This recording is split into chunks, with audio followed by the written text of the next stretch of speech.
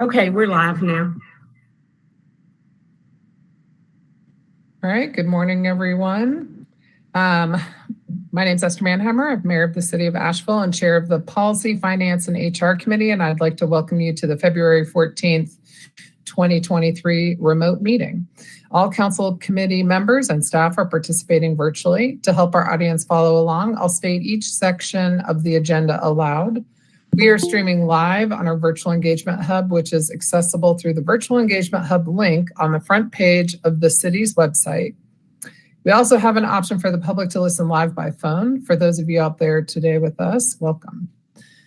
For today's meeting, we have the option for people to call in and comment live during the meeting. To call in and comment live, use the same number, 855-925-2801, meeting code 5257.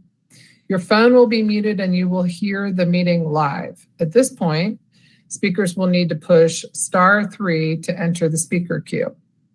I'll now go through and introduce all the committee members and staff who are participating virtually. Council and staff, as I call your name, please say a quick hello.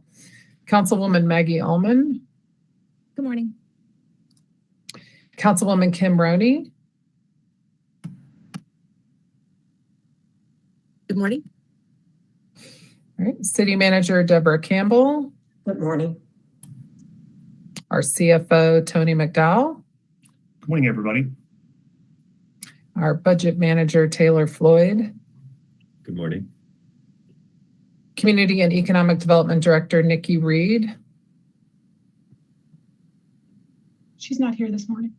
Oh, she's not here yet. Okay, I'm looking at my script, so I'm just waiting to hear. Affordable Housing Officer, Sasha Vertinsky. We just heard. Good morning. All right. Thank you, everyone. Now we're going to begin our agenda. And the first item on our agenda is a Luigi request for 157 New Lester Highway. And I'm going to turn it over to Sasha. Thank you so much, Madam Mayor. I believe Alicia will be pulling up the presentation in just a minute. This is a land use incentive grant request for 157 New Lester Highway. This is also a conditional zoning project that will be at your meeting this evening, as well as this presentation. Next. So just a few key takeaways. This is on New Lester Highway, just short distance from Patton Avenue. The project is committing 20% of their units to be affordable at 80% AMI or below for 30 years. And they're also bringing a number of other benefits, including rental assistance, housing a person from the homeless by name list, energy efficiency, green building certification, and universal design. And their project qualifies for 16 years of taxes paid back as a grant. Next. So overall, the development consists of 141 apartments and community space. The mix of affordable units is 15 one-bedrooms and 14 two-bedrooms. Housing represents 100% of all rentable square footage. And we talk about that because there is a requirement in the policy that at least 70% of the uses have to be housing. Again, 20% of the units will be affordable for 30 years, and it encompasses about almost 5 acres of land on New Lester Highway. And the developer is estimating a taxable value after construction at $26.5 million. And just a couple other points I wanted to add in here from some questions that we got. This development's intended to serve residents 55 or older as defined by the Fair Housing Act, and prospective residents will need to be capable of living independently, and planned on-site activities will cater to this age group. And the 29 affordable units will restrict occupancy and rents at 80% AMI. I guess we already covered that. And the market rate rentals, the market rate units, tenants will have to demonstrate that they qualify based on income. They can have sufficient assets to rent without undue burden. Next. So this is the project location, an overhead view. And so it's vacant land today. Next. And here's an exterior elevation of the project. Next. And just quickly, a point summary for how they qualify for the number of years of the grant. 20% of the units are affordable at 80%, gives them 20 points. 30 years of affordability gives them an extra 10 points. 10% of the total units accept rental assistance, which is an additional 5 points. Housing someone on the homeless by name list gives them 5 points. And their location being 1 mile from a job or an urban center is 5 points. They're within a mile of the Haywood-Patton intersection, which is an urban center in our future land use map. And they're half a mile from a transit amenity. They're very close to a full service grocery store. Energy efficiency and Energy Star, 5 points. Green building certification, another 10 points. And universal design and 20% of the units is 10 points. So that totals 80 points or 16 years of taxes granted to the owner. Next. So specifically, today, the current tax value of those two parcels is around $316,000, and they're paying $1,276 in taxes every year. With the estimated tax value of $26.5 million after completion, the annual city property tax would be approximately $106,795. So we subtract today's taxes from that, and we get $105,519, which would be the annual grant to the property owner annually for 16 years. Next. So for 16 years with those affordable units, the total grant adds up to $1,688,000, and that equals about $58,200 per unit of subsidy. So that's lower than the $80,000 cap that we have established in the policy. And it's one way we measure whether or not this is a good deal for the city. And then after year 16, the city will receive the full taxes on the property. So we're still, during those first 16 years, we're still receiving that kind of current tax, value of taxes paid of $1,276 a year. Next. The HCD committee reviewed this last week and voted 3-0 in favor of the project. Next. And staff's recommending approval. And obviously you're reviewing it today, and it'll be reviewed again tonight at City Council at the same time as the conditional zoning hearing. We like to space these out, but some of the calendaring that's happened has kind of ended up on the same day today. So, and I think that concludes, next, Alicia, there may be key takeaways, but that concludes my presentation. Be happy to take any questions. And Clark Mills with Cohen Esri is here as well. He can answer questions. Councilwoman Roney has a question. Thank you. One of the questions that I am going to be asking once again for every residential development is what is the plan for renewable energy at this location? We want to partner to meet our goals, but also ensure resilient neighborhoods for the people who live in them, like the people who will live in this development. So what I'm learning through this is that just asking about, is there a plan for solar, isn't enough, because sometimes the design of buildings, because we're not asking soon enough, there are things like air conditioning vents that could be designed differently, but because the way they're designed prohibits future solar installation. So I'm going to be asking, is there a plan for renewable at this development? And if there's not currently, is the design such that there could be a future renewable energy plan for this development? This is Clark Mills with Cohen Esri Development. And at this time, we are not designing in renewable energy sources on the project. And I will, as the designs are not finalized, we're still working through with the architect. I'll bring up this question and see and make sure that we are designing it for future expansion into this area.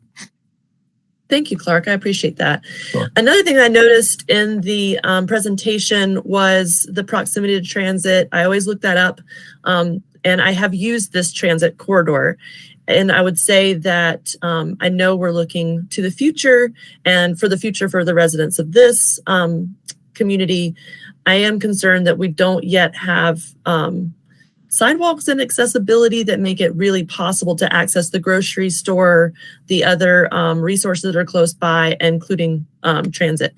So what are the plans for this area to make it more connected to our network for everyone to be able to access these units, but also access the resources they need when they live there? This came up during our ERC meeting for that approval, and the city is planning on putting a sidewalk right there adjacent to New Leicester Highway, right in front of our development. So we will be paying for that portion of the sidewalk to connect it to the rest of the network. Thank you so much. Those are my questions for right now. Sure. Hey, Maggie, before you ask a question, you know, I'm hearing in these discussions, and Councilwoman Roney does always ask about the renewable energy that is going to be planned for on the multifamily site. And other questions come up around connectivity, and, you know, we have requirements that the city requires of developers. And we have the Luigi requirements. If you want to get this Luigi, you've got to meet the points system, and you know, there's various ways to do that. But, you know, just so this isn't a really confusing conversation, because I think there's a lot of people in the community that say, yeah, why don't you require 50% affordability? Why don't you require that there's solar panels on this apartment complex? And I guess I would ask Brad to just kind of remind us about what, you know, we can certainly always ask a developer, but we can't, you know, as I understand it, we can't, we can't require things beyond what we're statutorily allowed to require. So it would just be helpful in terms of our reviews. There is a tendency to want to, you know, ask a developer to include all of these things in each of these projects, balancing that issue with affordability. I mean, this is going to be a project for age restricted. It's age restricted for 55 and older. So I know the last project we reviewed in the Shiloh neighborhood of the same nature, the developer was concerned about balancing that affordability piece with adding various elements to the project. I don't know if you want to say anything about it, Brad, or if we're all clear on that. Absolutely, Mayor. So I think it's important with this particular project to note there are two items that are actually coming before the City Council this evening. One is what is being discussed currently, which is a request for the Luigi grant, and then subsequent to that, but certainly intermingled with it, is a rezoning request. Now, as has been stated by the mayor accurately, there are limits in North Carolina with to which we can, as a municipality, require as part of the rezoning application. And some of the very items that you've mentioned are illustrative of that list. It's a pretty extensive list, but we always try as a city staff, I believe, and council as well, to make requests for some of these things where we believe a significant community benefit exists. Renewable energy certainly being one of those things, connectivity as well. But there are certain limits, and without going into detail, it is, I think, imperative to say that we are pretty severely limited. Now, we do, I believe, ask for quite a bit more expansive in terms of the benefits offered as part of Luigi grants, where we do have more authority. However, staff generally falls back upon the policy that council has adopted with regard to how we value individual elements for a total point system that will allow us to either make a recommendation or not. And I think is what you're seeing here is based upon the totality being offered currently. Staff is supportive of this particular recommendation. And again, we do have more leeway with the Luigi. But again, you now get into the elements of the financial realities that the development community faces when they're determining what they can and cannot offer. Councilwoman Ullman. Okay. You're on Yeah, that should come through. So I wanted to kind of be in the same space around sustainability elements. And I guess my first question is that in the staff report, it's noted that they're going to be pursuing energy efficient or Energy Star certification and a green building certification. I'm assuming that second certification is the local Green Built Alliance, Healthy Built Homes. There's several different options. It's not only one option. So there's several different options for green building certification. So we don't know which one they're going to do, because I guess my bigger point is that it's been a long time since we've looked at Luigi and at it related to the environmental factors of it. Well, it has not been that we've looked at it like 6 times and tweaked it. We didn't do it too long ago. Well, let me insert. Okay. It's 2021, July 2021 was the last time. Well, so I guess I would say that it would be interesting if we looked at it again, because I think, one, the points don't necessarily match the level of effort in the marketplace. Energy efficiency from Energy Star is a very low lift. And then the fact that we say solar panels, I feel like we could get some more nuance there, because there could be net zero energy. And that's like a very big effort for renewable energy. And then there could be enough renewables to power the elevator. So the fact that we have one bucket for renewable energy feels like we really could be nudging incentives in a more nuanced way to start getting some uptake of this, because it doesn't seem like we have a lot of participation in the renewables category through this incentive tool. And I think that if we were a little more nuanced and spread that out, maybe had different tiers or levels of the solar, we might start to see a little bit more in that direction. So I know that it can feel like you've done this a lot. And as a new person, you can feel like, oh, we just did this, but just because we did it doesn't mean that it's getting the market penetration we want for the type of outcomes for renewable energy. And so that's somewhere that I would love us to take up at some point, maybe in the Environment Committee. Well, and so I think that's a great idea. I will say, I mean, initially no one used it. And probably that was more due to the market, because, we know there were a few years there, 08, 09, 10, 11, where there wasn't a lot of activity.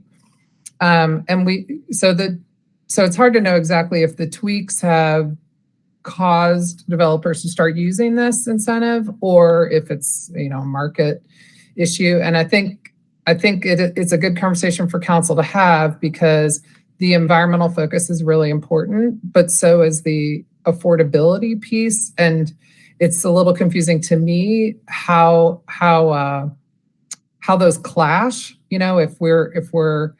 If we amp up one piece, do we lower another, or is it a both and? So that, I'm just saying that rhetorically, I don't know the answer. But our city manager raised her hand. Since 2008, our state.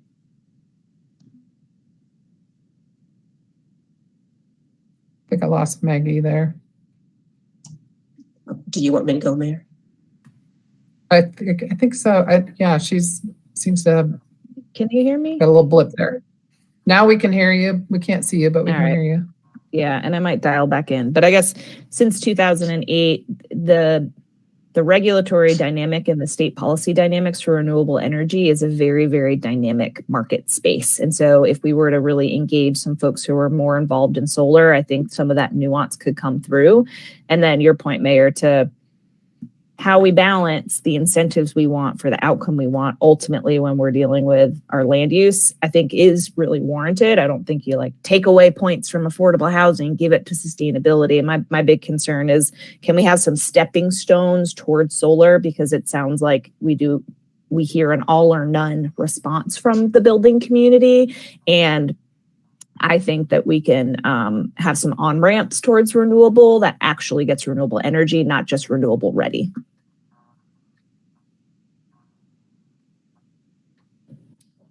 Okay, thanks. Deborah? Okay, just quickly, Mayor. As you all probably know that we are in the process of looking at our affordable housing policies, incentive policies holistically. And I do believe that Louise will be part of that relook. And Sasha's nodding her head. And so, Ms. Ullman, you always like to say, let's not look at things myopically. So we're pulling up and looking at all of our policies holistically, and definitely sustainability will be, and resiliency will be one of those things that will be a lens, just like equity and all of the other kinds of values that our community has. So we hear you. We'll take all of these things that you all have identified, particularly around sustainability. I'm not trying to change your mind about this particular project. I'm just trying to, kind of telegraph that we are looking at this holistically, and definitely will be coming back to look at the things that I mentioned earlier.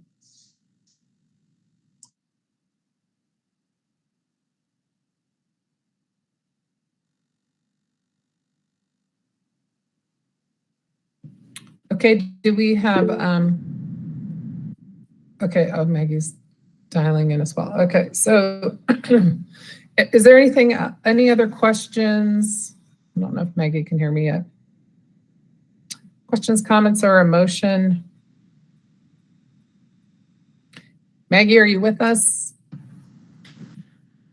I'm happy to make a motion recommending Luigi for this project to go to the council. I was looking to see if there's a recommended motion or if that will suffice. I think.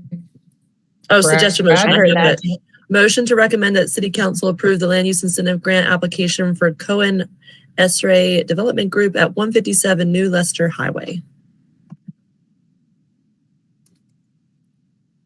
Maggie, I second. can you second? Yeah, great. Okay. So we have a motion and a second, and I will do a roll call vote. Councilwoman Roney Aye. and Councilwoman Ullman. Aye. And myself, aye. Okay. All right. Now that we have passed that, I wanted to make sure that this that my comment is separate. I am watching the housing and community development meetings. We are currently on the policy and finance and committee right now. So I am concerned about what we learned from our trip to Raleigh and the issues around affordability in North Carolina. Affordability is not just the roof over your head, that's a huge issue right now. It's also utilities. It's also transportation. It's also childcare and being able to afford food. So I think when we're looking at the Luigi program, I think we're going to have to do not only those tiering up for, Maggie, I think you called it on-ramping for renewables, which we have seen some of, but also that 80% AMI and whether or not it's 50% vouchers. Some communities are looking at 100% vouchers. Why would we exclude people from being able to pay their rent with a legal form of tender? And I think we don't have to go so far as source of income discrimination if we just started with setting the example internally of 100% of our taxpayer subsidized units accepting vouchers. So I am interested in that conversation. I'm following HCD, but I just wanted to name it that I have concerns about this project and what we're trying to attract for level affordability is among them.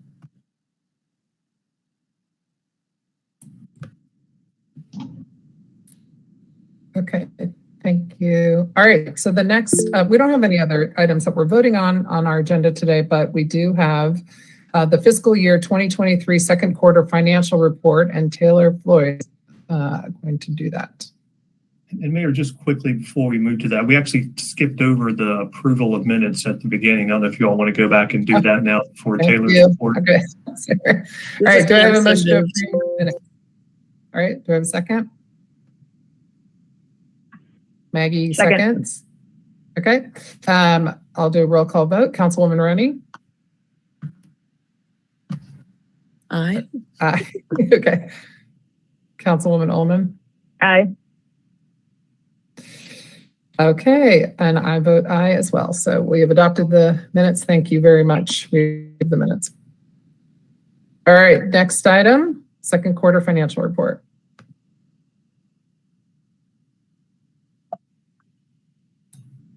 All right. Good morning again, council members of the Finance or Policy, Finance, and HR Committee. I'm Taylor Floyd, Budget Manager for the City of Asheville, and I'm going to give you a brief update on our kind of financial picture through the first half of our fiscal year 2022-23.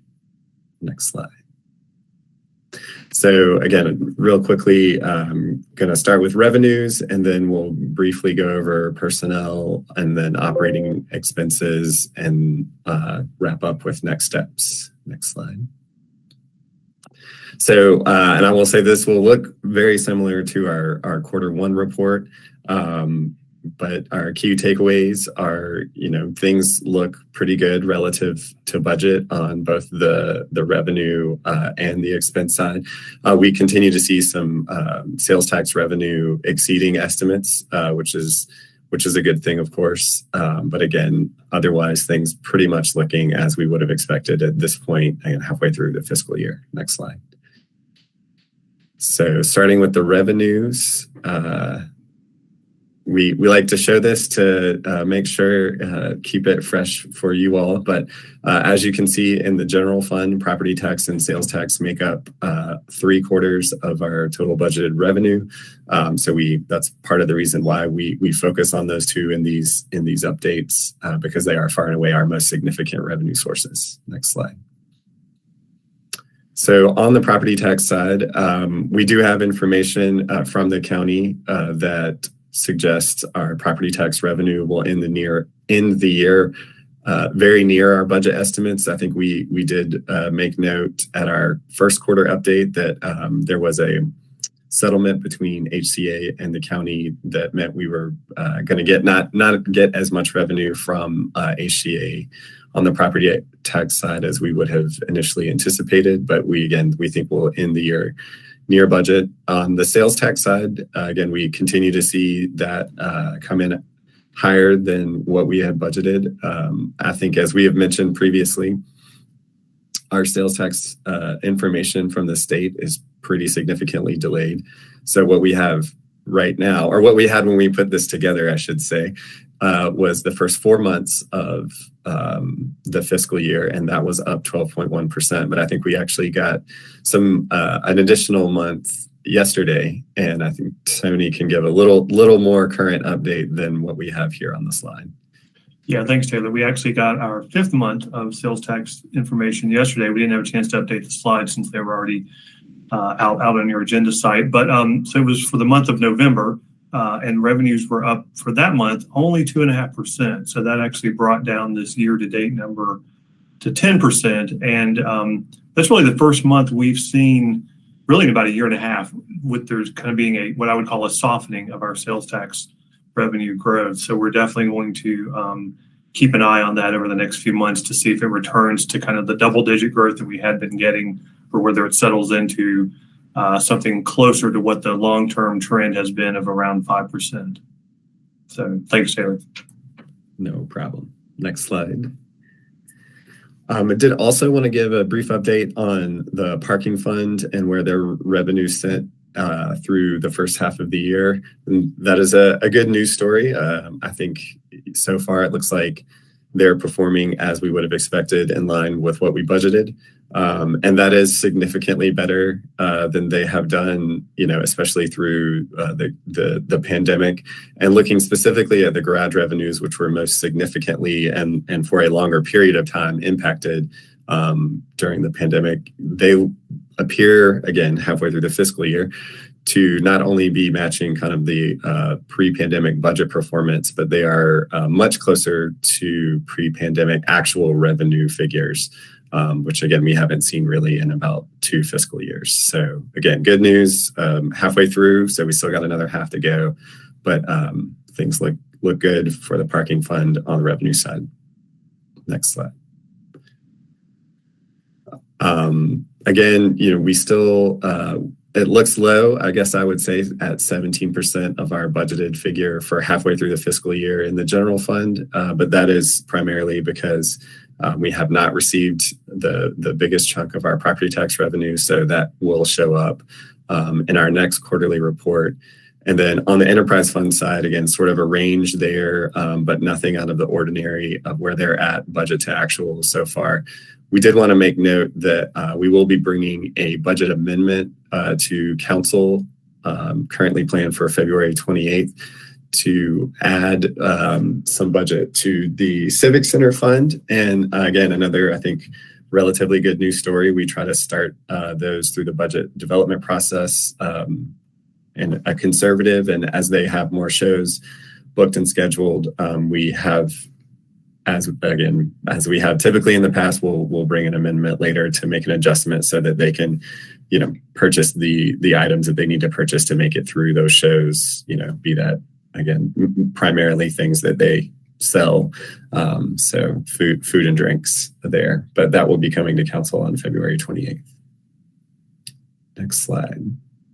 Any questions on revenues before transition to expenses? All right, keep going. Oh, Councilmember Roney. Okay, I got a couple. Thank you, Taylor. So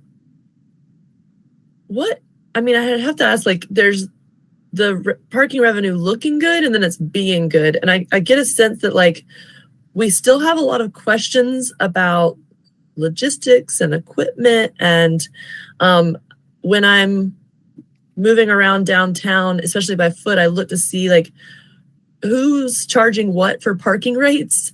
And the city decks are pretty affordable, especially on the weekend. So I'm like, is there something that's giving us pause that we're not able to say we are right back on track? We're super confident that we're going to meet our goals.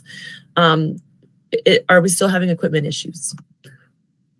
To my knowledge, we are not still having equipment issues. I'm fairly certain that those have certainly the significant ones that we were having right as that new equipment was installed. I guess that was last winter, if I'm remembering correctly. I think certainly not at that level. If you sense hesitancy from what I'm saying, I think it's just, again, being halfway through the year. There's still another half to go. So, you never know exactly what might occur. But I think we also tried to be very conservative with our revenue estimates on in the parking fund, given where they've been at. And it's just been, again, really 2 years of uncertainty and pretty substantial change, I would say, through the pandemic as it relates to how, people just utilization of the deck. So again, it looks to me, based on what we have, the information we have right now, that things are getting much closer to those pre-pandemic actual revenues, which is a good thing. But again, with 6 more months to go, I don't want to say everything's great and we're 100% back to normal, because I don't know that we're in a position to say that definitively. I appreciate that. Thank you, Taylor. And I also am curious, there's been some questions about our agreements with the parking garage at the Aloft. And I guess I'm wondering how that fits in. Maybe there's not an answer for today, specifically around second quarter. Maybe that we need to look for what that looks like in the next quarter, because we don't see the impact yet. But I know that our parking revenue is tied into how we fund transit, and I will have a question about transit coming up in the next one. So I'm still curious about the impact of our partnership revenue on garages. I think our assistant city manager is jumping in, Rachel Wood. Sure. Just to quickly answer the question, Councilmember Roney, on the Biltmore deck, we're working through the lease agreement for that temporary closure, and that's going to be brought forward to council for consideration at the February 28th meeting. Great. Thank you. Any other questions before we move on? All right. So shifting over to the expense side, again, just a reminder, on the general fund, our budget is heavily impacted by the cost of the folks that we need to deliver all of the services we deliver, salaries, wages, and benefits making up around 60% of that total budget on the expense side. Next slide. So brief update on personnel expenses. Again, those are tracking as we would anticipate at this point in the fiscal year. Some reminders, we made adjustments in July to increase our minimum salary for full-time employees to $35,360 annually, and also provide other staff with most staff with a 5% or a 2.5% increase. We had initially planned to increase that minimum to $36,816 annually in January and make some adjustments to alleviate compression that's associated with those two pretty significant jumps in our minimum salary. We, after kind of getting some information about what the financial impact of all of that was going to be, we thought we could do it a little earlier. So those adjustments actually went into place, I think the second payroll in November of last year. So that's a slight change from, again, the information we provided at the first quarter update. And then a reminder as well, we have made a number of recruitment and retention incentives available for APD to try to, recruit staff, and that is all funded within their existing personnel budget in the police department. Next slide. So switching over to the operating side, again, I think we had this very similar to what you saw at the first quarter update. Inflation is still a concern, but we are seeing expenses trending with budget. I'll give kind of an example. On the positive side, we've seen fuel prices kind of moderate from where they were when we were doing budget development this time last year, but we're still seeing some additional costs related to vehicle maintenance through having to contract stuff out, struggling to get staff in that area, and then also just the continued challenges with supply chains in the automotive industry, both costs and just being able to get actual vehicles to replace vehicles that we would like to replace. So again, we're still seeing some of those types of challenges, but overall things are looking good. We are still also experiencing a shortage of bus drivers and continue to have that reduced frequency on the WE1 route. But again, we're seeing expenses in the transit fund track where we would anticipate. One new item I did want to make note of, if you all will recall, earlier this fiscal year, there was a new management contract put in place for the municipal golf course. And part of that contract has a revenue sharing agreement between the company and the city. We're very uncertain of what that will ultimately end up being. They're doing some work trying to get that up and running. We have some planned capital improvements at the municipal golf course as well. But overall, our expectation is that could cost as much as $225,000 in the current fiscal year. We think we'll be able to find some savings within the general fund broadly to cover that, but we'll keep you all updated on where that ends up, again, through our quarterly reporting. Next slide. Any questions on the expense side? Councilmember Rennie. Thank you, Taylor. So I know that I'm still waiting on a vacancy update as sort of a wage by salary grade. And I know sometimes that document takes a little while, but it's also a moving target. It's going to show a picture of a point in time, a snapshot of what's happening. So I imagine that while it's taking a little bit of time, it's probably something we need more than once a year. So a big part of, I think, what concerns are is if we're down staff in policing or in sanitation and parks and rec and public works, folks may assume that we have a big cost savings because our personnel is such a big part of our expense, an important part of our expenses. But I know that we also have overtime. So I am still looking for how overtime is impacting. Is it a small percentage of our staff that's filling overtime? Is it kind of evenly spread out across staff? And I see, Deborah, you have a raised hand, so I'll pause.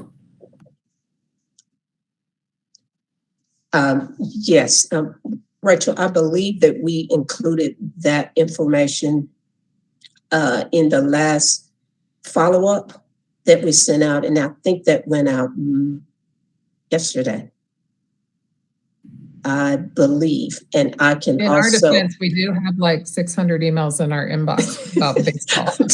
totally understand. I'm working I'll go hard look to for it. weeding it through. But I just wanted, Ms. Ronick, for you to know that we have pulled that information together, and you're absolutely right.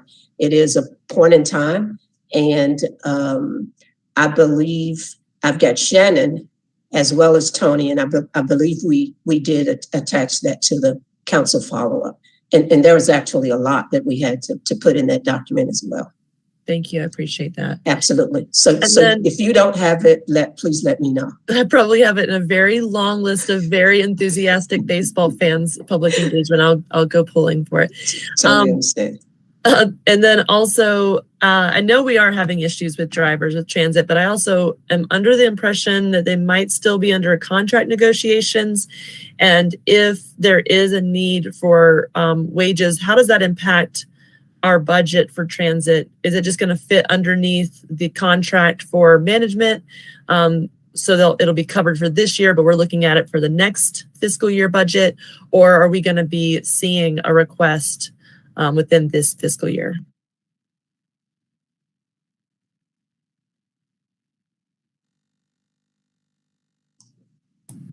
I guess I'm happy to jump in. I'm looking around. Say silence. Yeah, I guess, and I will answer the question by saying I don't know the answer, Councilmember Roney. I'm not aware of any additional requests coming through the management company for transit salary increases in the current year.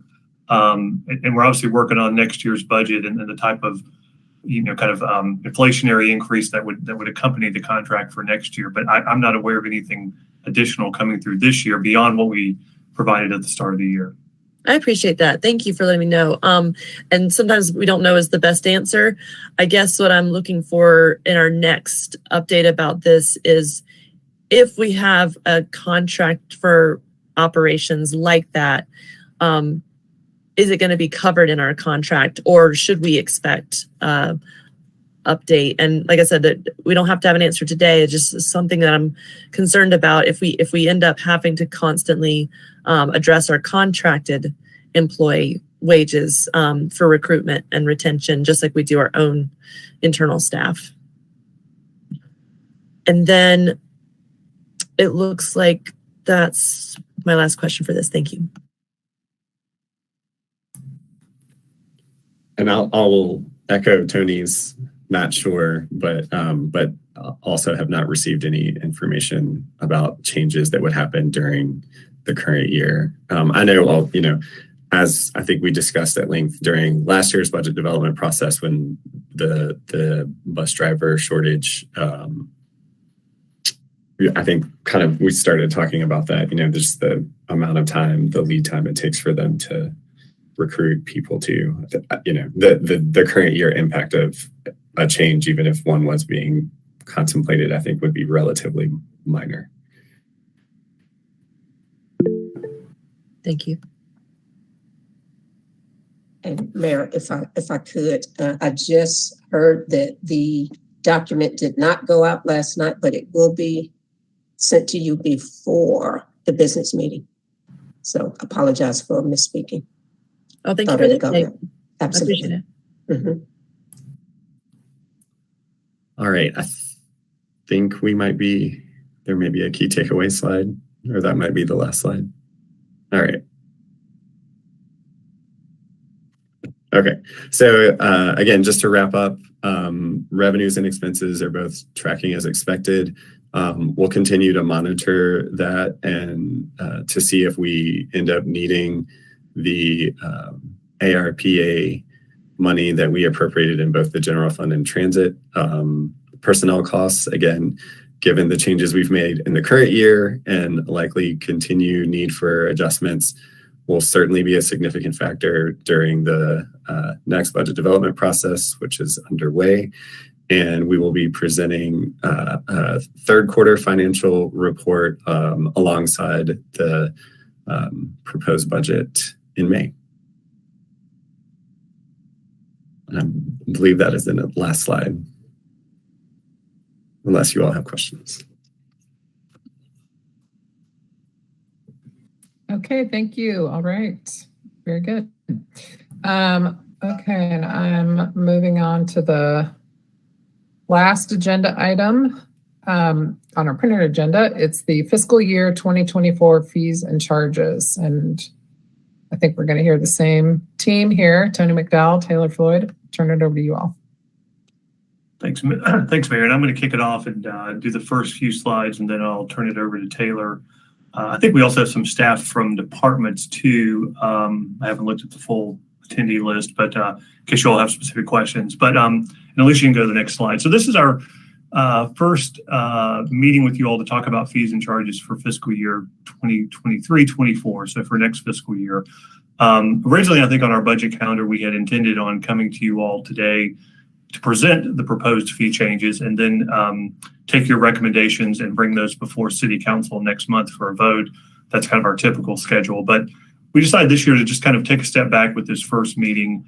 Obviously, Councilmember Ullman is new, and I think all of you all are new to the Finance Committee. And so we wanted to kind of give you all an introduction, if you will, to the fees and to the fee process, and also provide a little historical context, particularly around our what I would call our big fees that we'll be talking about: water, stormwater, and solid waste. Those fees that impact almost every household in the community. We want to give you all a little history on where we've been for the last few years with those particular fees before we come to you all with some specific recommendations, which we will do next month, and then those will go on to City Council from there. So that's kind of, I haven't gone point by point through this outline, but that's kind of a summary of what we want to cover with you all today. So you can go to the next slide, Alicia. So some key takeaways from the presentation. The first is that staff reviews fees and charges every year as a part of the budget process, and we bring forward recommendations to this committee and then to council for adjustments early in the process. And we do that for a couple reasons. One is so that we can inform our customers. And so if the fees are adopted by council in March or April, that gives us plenty of time, our CAPE team, to get information out and communicate to our customers before those fees go into effect on July 1st. Second reason we like coming to you all early to discuss fee changes is it allows us to build any additional revenue from those fee changes into the manager's proposed budget that we bring you in May. And that allows us to go ahead and fund some of our key strategic priorities in the general fund and some of our enterprise funds in that proposed budget, as opposed to having to bring them to you afterwards.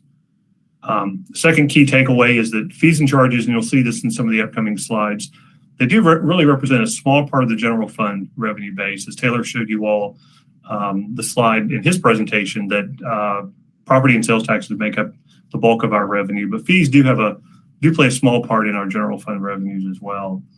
But on the enterprise fund side, and you'll see this in a slide we have upcoming, fees and charges really are the main source of revenues for areas such as water, stormwater, and parking. And then finally, staff recommendations, as I mentioned, for fiscal year 2023-24 will be presented to this committee at your next meeting on March 14th. And those fee recommendations will likely be a continuation of the modest increases that we have proposed and the council has approved over the last few years for household fees such as water, stormwater, and solid waste. So Alicia, you can go to the next slide. So just again, kind of a quick introduction to fees and charges. So this slide kind of goes over why do we charge for a service?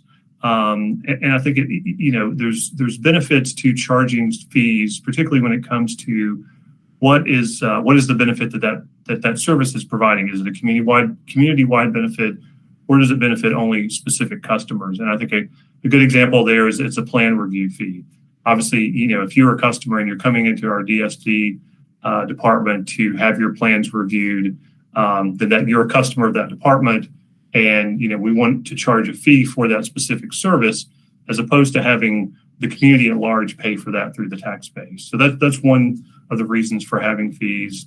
Another reason is to ensure access. And I guess probably the best example of here is if you think about parking garages and parking meters. If there weren't fees in place, then the demand would probably, in many cases, exceed the supply we have of parking. And so you put fees in place to help kind of regulate that access along the way. And then finally, there's statutory requirements around charging fees as well. And so some of the requirements that we have to have in place around reviewing building permits and that kinds of things, as folks come in to have those plans reviewed, then we want the customer to pay for those services as opposed to having the community pay for them through the property or sales tax. So some factors that we look at when we're setting fees and charges, I would guess the first we would point out is obviously the cost to provide that service.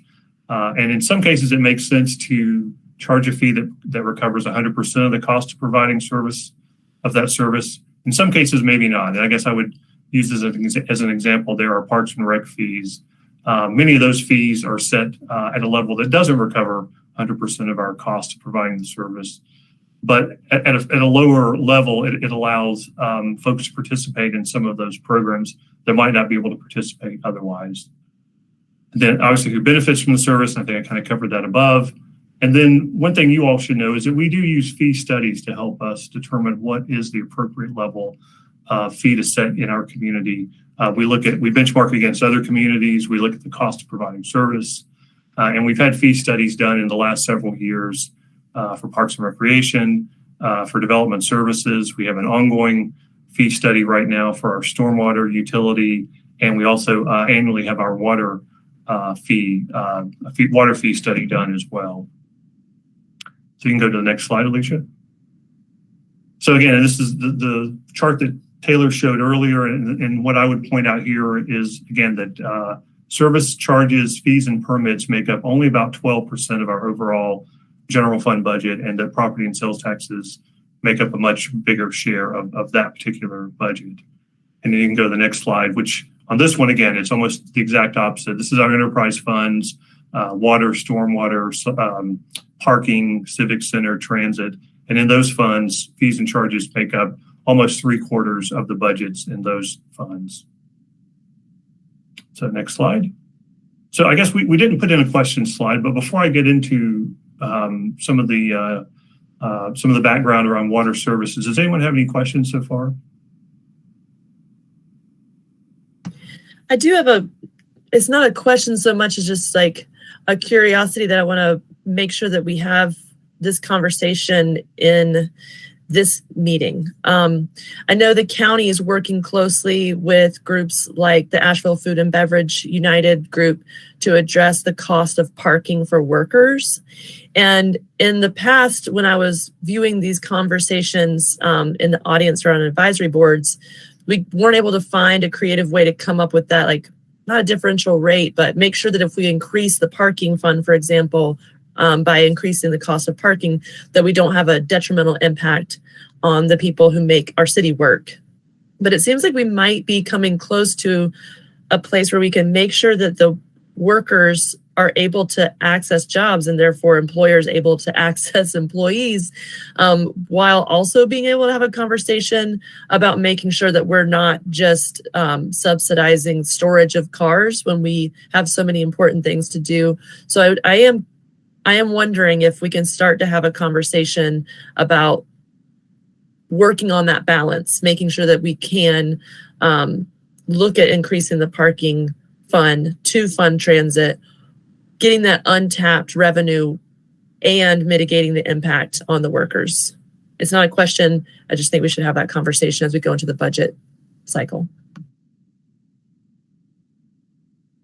And I think that's a really good point. We have provided some information to the workers that are working on the parking issue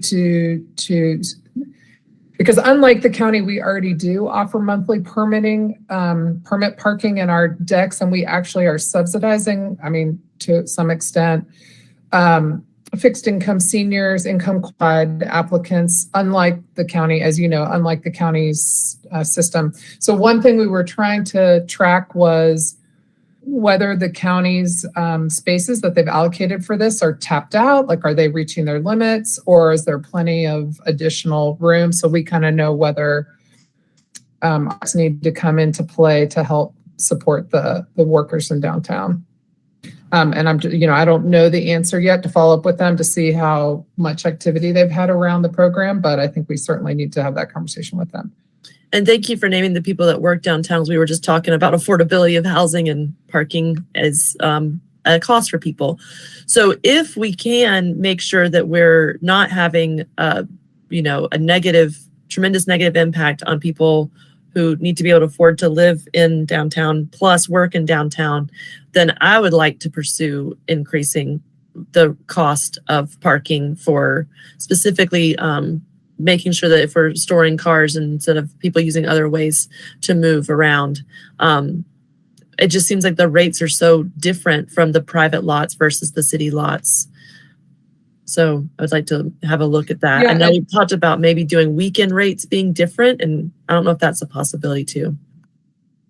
Well, and also I think when you look at the rates of similar cities like a Charleston or something like that, and one of the things that we've always been reminded over the years is, well, you want to keep your deck rates lower than your on-street parking, so you encourage deck parking over on-street parking. But, I'm curious whether that really is. I mean, I kind of wonder if we couldn't increase rates for non-downtown residents or permit holders and still see pretty robust activity around our parking. But we'll need to look at those numbers and see. But I've had the same question just when I go visit a Charles. I think, wow, we're not charging this much. Especially if the cost of staffing parking services is going up too. I want us to be able to pay living wages to our staff. So we got to get it somewhere, and storing cars it's part of our work, but I want to make sure that it's, we're not, coming in at a loss.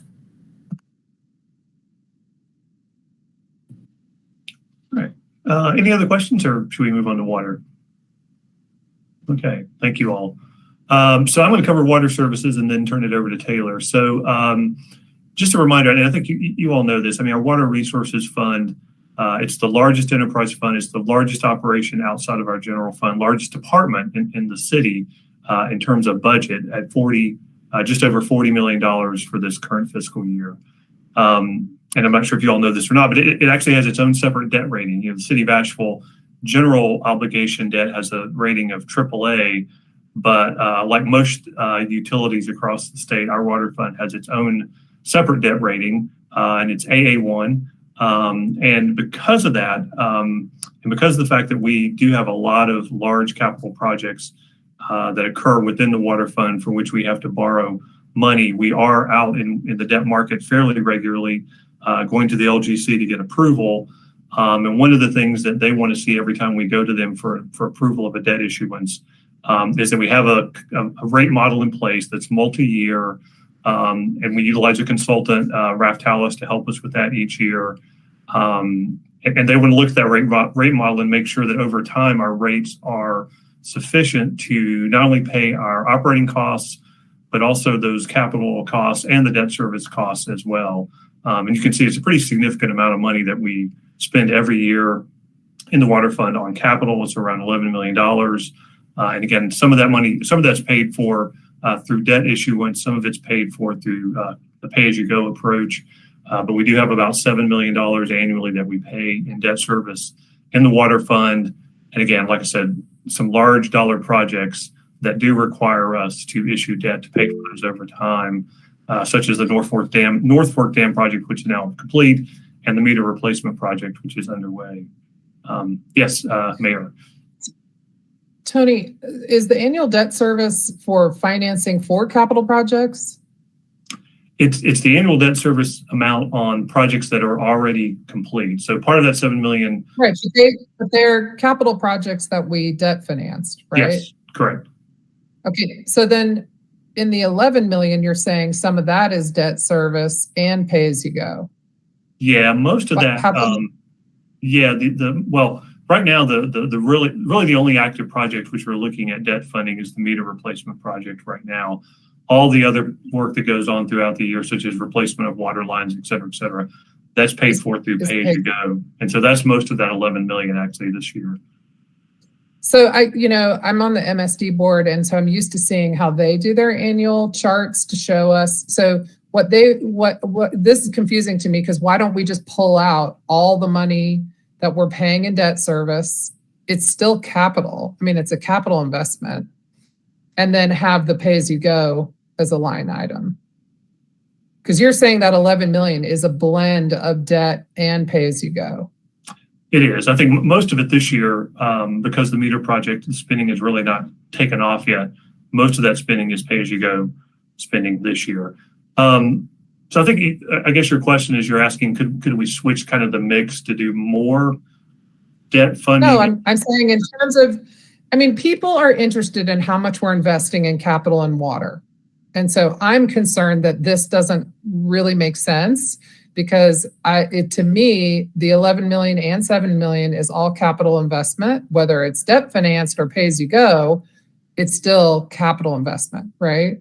Am I making sense here? Yeah. And it is. I see your question now. Yeah, it's a combination of, and that really is for projects that are complete, but it's all about infrastructure investment. So all of that 18 million this year is essentially for infrastructure improvements and development, either things that are complete or things that are currently underway. Does that help answer your question, Mayor? Yeah, I think that we need to redo this for our presentation when it comes to council, so that the public understands the level of investment. And maybe what we need to do is contextualize it as well, because we do have a multi-year capital plan. So we probably need to contextualize it with something that shows that multi-year capital plan. But I guess based on your answer, I guess I'm not totally understanding.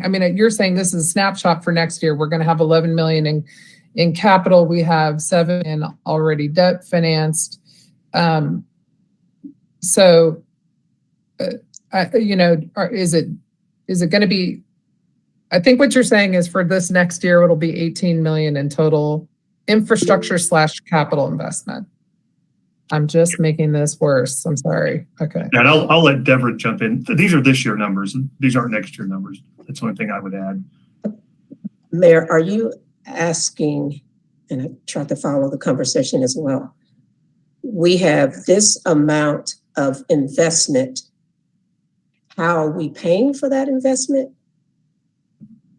Pay as you go? No. I'm saying, okay, I'm just Joe Schmo citizen here. I want to know how much you're putting into capital out of your water resource fund.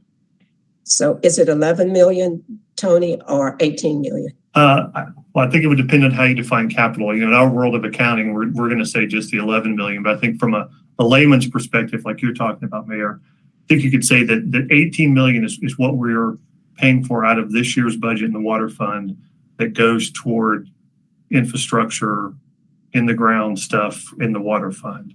Does that kind of answer your question? Yeah, that's what I think we should say. I don't think we should present this. I get that accounting is accounting, but we're trying to explain this to us, all of council who are not accountants, and to the public who are wanting to understand what kinds of investments we're making annually and year over year into water. Okay, we'll make sure we have that information clarified. David is on the phone as well. I'm sorry, Mayor. I am not, Deborah, I am not confused. I think this is confusing the way we're presenting it for the public to understand it. And I'm just contrasting it with the way that I've seen it presented at MSD, where it's very clear, whether it's debt or pay as you go, this is the annual investment into infrastructure. And Mayor, I was definitely not suggesting that you were confused. I was just asking David to help clarify that. I think whether this should be 18 or 11. I don't know how it's not 18. I mean, so what if we're paying the debt on the North Fork Dam project that we completed last year? We're paying, that was a $40 million project. We couldn't pay for that in 1 year. David, can you? Good morning, everybody. David Melton, Director of Water Resources. The way I look at it from a budgeting standpoint is 18 million, because it is the 11 that we plan to reinvest this year plus our debt service. I don't know if that helps or hurts, but I think that's really helpful. And I think the way it's broken out here does help me to some extent understand some of the nuance and how we're thinking about it, and lets me know kind of what stuff is getting in the ground, what loans we're paying off of. And Mayor, I agree. I think it's really helpful for us to really convey the big picture to the public, which is that, nearly half of our budget is going into capital. And that's an important picture to share. So I like that idea of kind of updating it so that can be really caught quickly from someone glancing through these slides, and then the nuance of how we account for it can be discussed if we need.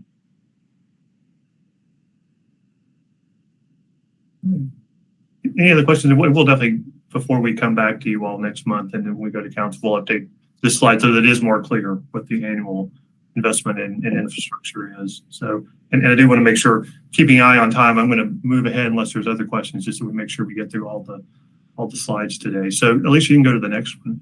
So, and again, this is kind of looking at the history and the context of where we're at with the water fund. And so in 2020, the city lost the ability to charge what we call the capital improvement fee in the water fund. And that was about $7.5 million each year that fee brought in revenue.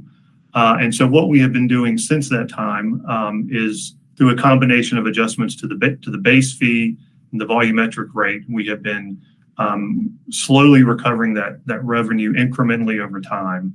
And we've been doing it in such a way where some part of the fee is based on the meter size, and larger meters pay a higher fee. And Alicia, you can go to the next slide just to kind of give you all some visual on what the fee was. So this is the average single family residential user fee. And you can see back in fiscal year 20, again, that was the last year that we included the CIP fee in the bills.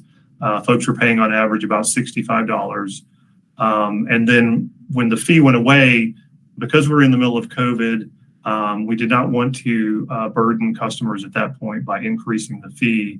And so customers actually saw a decrease in the fee that year. And then we've begun to slowly recover that revenue from the CIP fee over the last couple of years with a plan to continue that. You don't see FY24 in here yet.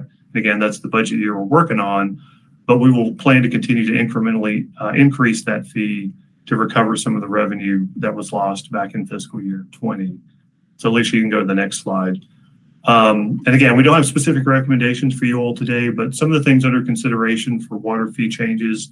And the first one is one that we do every year, and it's kind of based off of the CIP, but we do charge MSD because we bill their service on our bills.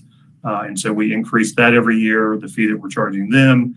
Again, we're also looking at increases in the base fee to customers based on meter size, and also an increase in that volumetric or consumption fee as well. And then some more kind of minor customer use fees, if you will, around hydrant meter rentals and deposits for those. So again, don't have specific recommendations on any of those today, but would be happy to answer any questions. And I know David's here to answer questions as well. So Councilmember Roney. Thank you. So in the past, I've seen sort of a breakdown of what that volumetric number is. And another way that it's communicated in the public is like a bulk discount. So I think there's going to be a big question mark around our residential customers ultimately paying more per gallon of water. And I think that if we are going to stop using the same slide we've been using over the years to show that breakdown, we probably need something else similar to it, because those questions are going to come up and they're not just going to go away because we changed the slide. So if there's a way to bring back that breakdown of by customer type, if there is a bulk discount, if we're changing it, what the economic impact will be. What's the impact on economic development if we have a bulk discount and we reduced that discount would also be part of the conversation we need to have. So I'm just still looking for some more information as we go into considering fees and charges changes. And are you talking about the wholesale? You're talking about the wholesale rate? I am, yeah. Rate yeah. So if we're going to do that, I mean, yes, the residential rate is higher than the industrial, commercial, and wholesale rate, and it is for every water system in America. So, I mean, if we're going to do that deep dive, to me, what would be helpful, the context that I would need to understand is our residential comparison across the state or our region to know, are we in line with what water customers are having to pay in Greenville, South Carolina, or in Raleigh, or in, Wilmington, North Carolina? That would help me too, in addition to that differential, the rate difference. And then the other, unusual constraint for customers inside or outside the system. So that I assume that impacts our overall water rate. But I just want to add that in addition, I would like to see that other kind of side-by-side comparison. I agree. I think a side-by-side comparison by city is helpful, and not every city is Beer City, USA. So I think that we do have to consider the fact that we are offering a bulk discount to a resource that's a public resource that is exported. And there's job association with that. There's economic development association with that. But I also, having worked in the service industry and in the tourism industry, I know that not every lodging facility has their own laundry on site. So it's harder to measure the impact of tourism on our water system. But I do think if we can get closer to communicating what a bulk discount looks like alongside other cities, I'm down, just that not every city is Beer City, USA. Sure. And when you say, so we have a wholesale rate, we charge Black Mountain, or we charge Woodfin or Biltmore Forest. We have an industrial and a commercial rate, which I think we're talking about for a brewery or a high water user. So it's been a while since that I've seen those sort of side-by-side comparisons. I think to get at what you're talking about, Kim, too, you'd need to look at consumption, so relative to the whole water system, what is our industrial consumption? Is that excessively large relative to what we're using for residential customers compared to our, sister cities, if you will? Yes, and if we're going to dive in the water system while we need to make upgrades, this is the time. So I would like to take that deep dive. Hey, Maggie, go. Yeah.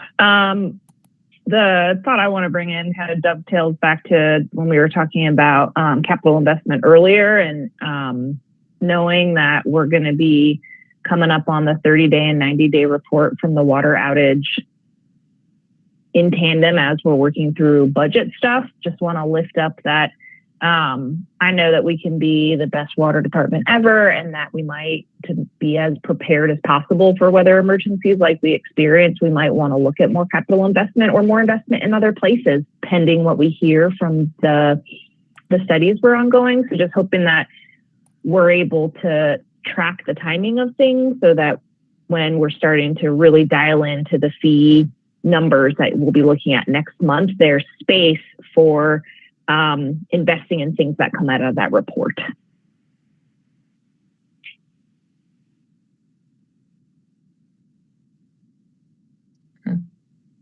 Okay. Any additional questions on water? All right. Well, we appreciate all the feedback on water. I'm going to turn it over to Taylor at this point to handle the rest of the presentation. Okay, so as Tony mentioned, we kind of have 3 fees that we charge that impact almost all, I guess I'll say, overwhelming majority of our community. So next one we're going to talk about is our stormwater service and fees. Next slide. And we did provide some more detailed information to this committee a while ago on stormwater and sanitation that I'll be talking about next. So just wanted to pull some of that to summarize that conversation. And I think probably the biggest challenge that stormwater has is kind of this big system need. So, if you kind of start at the beginning there at the top with that deferred maintenance, we just have old infrastructure and deferred maintenance issues that have really put us into that second piece, which is being in a very reactive position where we're just trying to make sure that things aren't falling apart, that we're addressing emergencies as they exist. But what that does is really just limit our capacity to make strategic investments that would allow us to improve our service in stormwater and achieve the goals that we would like to achieve with the service. So again, and then that kind of just gets you back around to like continuing to have those deferred maintenance challenges. Next slide. Another challenge that we brought up is cost and complexity. These projects are very, very complex, and as a result, are more costly. Those complications add to expense, and that might be complicated by like project needs, like utility conflicts or easement acquisitions. But it's also complicated by what I'll call kind of the broader economic landscape, whether that's being able to find staff that can manage these projects, contractor availability, and material costs. Again, still seeing some of those supply chain related issues in Stormwater Fund and the stuff that they have to purchase to put in this infrastructure. Next slide. And then the last one is some environmental challenges. As you can see from this chart that goes back to 1901, we have experienced a higher frequency of high water events in Asheville. And, that's just making that deferred maintenance and some of our other challenges that much worse because it's putting additional strain on the system. Next slide. We are currently working with a consultant to review not just the financial piece, but the operational and capital needs in the stormwater system.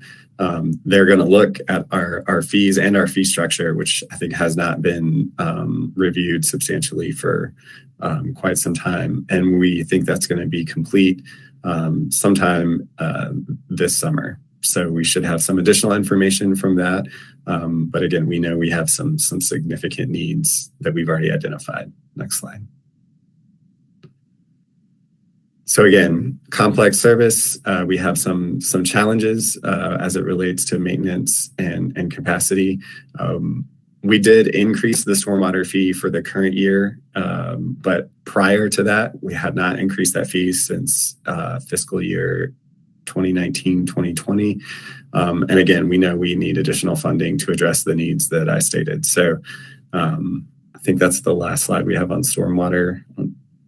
So if there's any questions about stormwater, I'll try to answer those now. And if not, we'll move on to sanitation. I know we have a packed agenda. We're running out of time. I did want to just say that I think when we're looking at the impacts of climate change in our community, stormwater is a big one. Also, a lot of questions around the impact of development if we don't have the infrastructure in place. I get pictures of folks who are like, every single time it rains, my basement is flooded, and that didn't always used to be the case. So folks are asking questions so we don't create future emergencies. But they're also, I'm among people who would like for us to look at new and untapped revenue. And so I think there's big conversation around that at the state level, and I appreciate that our legislative agenda gets to the heart of that. Any other comments or questions? All right, next slide, move on to sanitation. And again, this is some kind of that summary information from the more detailed review that we did of sanitation services with this committee last year. But essentially, as you would expect, as the number of collection points in the city grows, new homes essentially, or businesses in some cases, we need additional staff just to be able to keep up with our existing level of service. We also have, we continue to see kind of incremental increases. We have a fairly new recycling contract that I think was put into place last year that includes an annual escalation in that contract. We also see landfill tipping fees for the Buncombe County landfill going up on a regular basis. So again, just the cost to continue to maintain our existing level of service increasing. And one other need that's been identified is really just kind of taking a broader view of the operations, the fees and revenue generated, and ordinances associated with sanitation service and trash collection that we think looking at those collectively could help us improve our service delivery. Next slide. So again, just as a reminder, we did increase the sanitation fee for the current year, but the last one prior to that, we had not increased it since FY17. And again, just because of those escalating costs, we've struggled to maintain our existing service level without additional resources. So, and again, that's before you even start thinking about trying to improve that service level. So again, a challenge there. Next slide. So any questions on sanitation? All right, we'll move on then. The only thing I would say is I'd love for us to explore again the idea of going to monthly billing instead of bi-monthly billing. With these fees increasing, it's a lot easier for folks to handle monthly billing. I know the last time we looked at it, the cost differential to the city was about $300,000 that we would not save, if I'm remembering that number right. But if we could, if we could look at that, I know people have asked for that over the years, and I know we do MSD's billing, so we have to figure that out with them as well.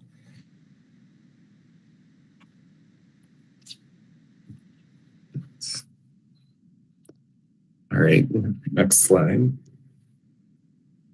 So did want to mention this because I think it will be impactful, especially for businesses around downtown. But staff are working to put a permanent program in place. During the pandemic, we created some flexibility for businesses to utilize parking spaces for dining, as an example. We're just trying to make sure that we create a program that makes sense for our community and that we can enforce. So staff are working through that. There will certainly be a fee component to that, but there are also several other components, and that would include updates to the outdoor dining ordinance, an expansion of the program to kind of include these streeteries, and some, again, standards fees, some administrative management. Again, so we'll have a package of those items. So there will be a fee change likely for the outdoor dining related part, and a new fee related to the use of parking spaces. But we thought it made sense to put all of that together rather than try to peel out just the fee piece of that to go along with our other fee changes. So we just wanted to alert you all that that's coming, but it is not coming as part of our recommendations on other changes, fee changes in next month. Councilmember Rennie. Yeah, I know this may seem totally separate. We're talking about public use of space and economic impact for our local businesses. So it has been brought to my attention that there are some food truck owners who would like to look at maybe a pilot program of using public space. I did send a request in to staff as this conversation is unfolding, and I know we could look at some more information. Maybe it needs to go parallel at the same time as this conversation but maybe it needs to be separate. I don't think it's entirely separate when we look at the public benefits. The fact that a lot of the local restaurants seem to not be open late at night. So we're talking like specifically weekend nights, like 11 to 2:30, the possibility to support small local businesses, but also minority and women-owned businesses that might not have the capital for a permanent location. And I know we've had that conversation for years, but I'd wonder if it's time for like a retouch on if things have changed since the last time we've had that conversation while we're looking at private use of public use of space.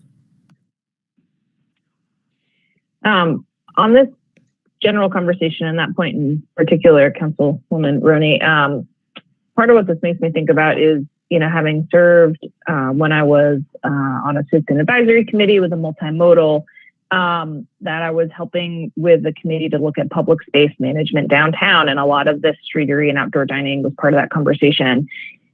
One of the things that I learned in that process is that there's a lot of things that we need to do, like are being proposed here in the context of fees and regulation, about our ordinances and fees and charges and sidewalk encroachment and things of that nature.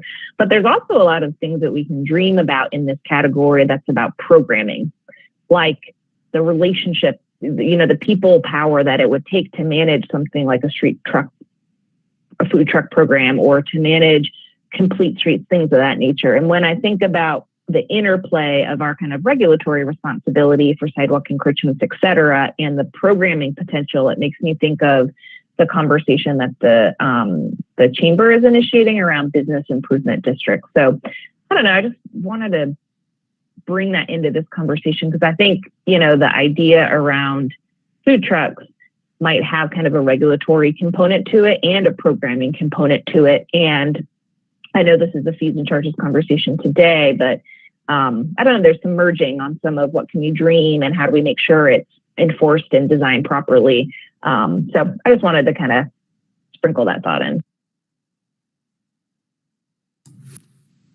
Thank you, Councilmember Ullman. And I think, again, that's part of the reason why we wanted to bring this up in this conversation, because it will involve a fee change. But I think that's not really the primary driver of why we're doing this or what we're trying to achieve with it. So again, there'll be a lot more, and I think kind of aligns with your comments. Again, trying to look at it from a broader perspective than just how do we charge and what do we charge, and does it allow us to administer the program?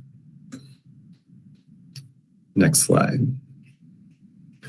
So I think we're getting close to the end here. We have a few other adjustments that are under consideration. I'm happy to answer questions about these. The Parks and Recreation are related to programming and facility rental type fees that we charge, but I would say in general, those are not increases. They're really just adjustments to try to align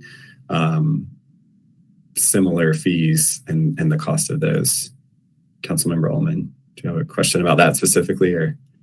Yeah, I guess the idea of, both what the fees are for our public facilities and who's using those, but also kind of the consistency across the relationships of those agreements where fees are coming about. If we're looking at the difference between, not only the fees that are charged, but who has access to the public facilities are on my mind as I, hear from neighbors who are excited about hockey at Carrier Park, but also excited about roller skating, and kind of some tensions in navigating that. I think probably similar to my last comment, I understand this is a fees conversation, but I think fees are ultimately built into our agreements for being in relationship with those community partners. So I hope that there's an opportunity to also look at that, not just the financial part of it, as you all are looking at designing those things to be even better and better. Can you help me understand what you're talking about? Are you talking about whether there's equal access for roller skaters versus ice or street hockey players, or? Yeah, so whether is it more it's of a equal Parks and access Rec usage policy kind of question?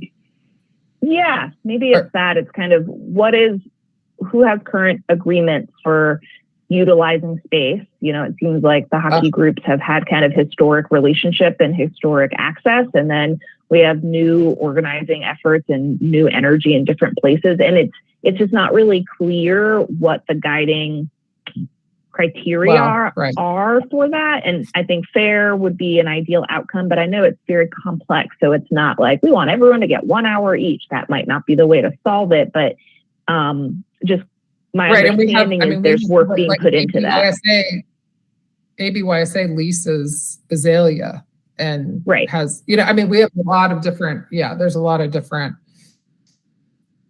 So I guess I'm not really precise on what policy bucket it's in. I just know that that's something in the community that I'm hearing about, and curious to learn more.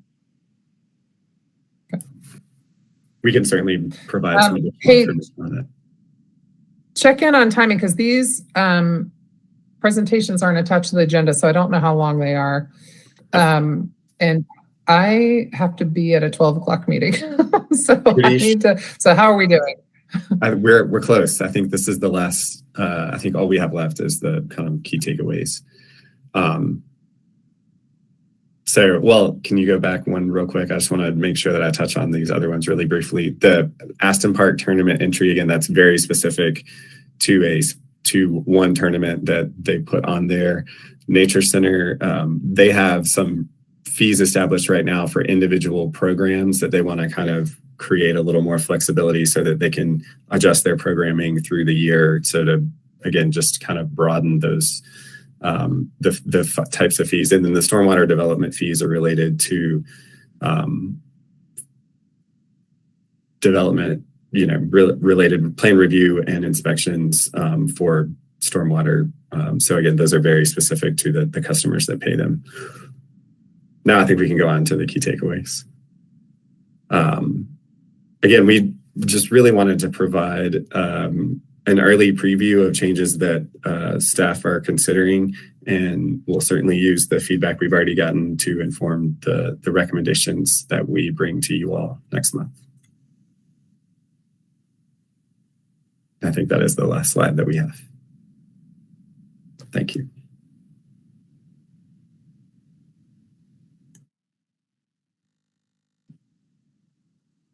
All right, Council, any further questions? And I'm not sure if we have anyone in the queue who would like to speak, but we do have an opportunity for public comment. There are no callers in the queue. Can we double check that? Because my understanding is we do have a caller in the queue based on they sent me the instructions to confirm them. The code is, let's see, 855-925-2801, and the code is 5257, correct? That's right. That's right.